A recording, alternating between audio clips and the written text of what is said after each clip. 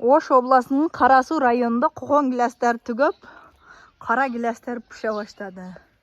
Қара гилас не екенін білбегендер үшін бұлар орысша айтайын. Анча-мынчасы қара гилас десең түсінбейді ғой, қырғызбайлар. Вишня болады орысшасы. Мынакей, пай. Аз мияқтан көргөзөйне.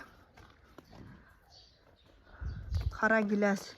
Қоқон гилас піші уже срогы өтіп кетейін дептер. Қарасаңар қап-қара. Бұл жақта мына қара гилас, майда гилас. Мынанда болады вишня.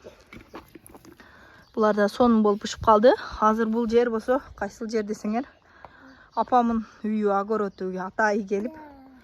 Компот жасайым деп, қара мынандай қоқон гилас деп қойды. Ушул менен бұл қара гиластан аралаштырып компот жасайын дотан барып же. Қара гилас алам дегендер болса, байланыш қыла достор.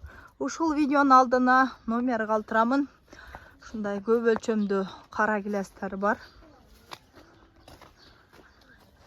Вишня. Компоттор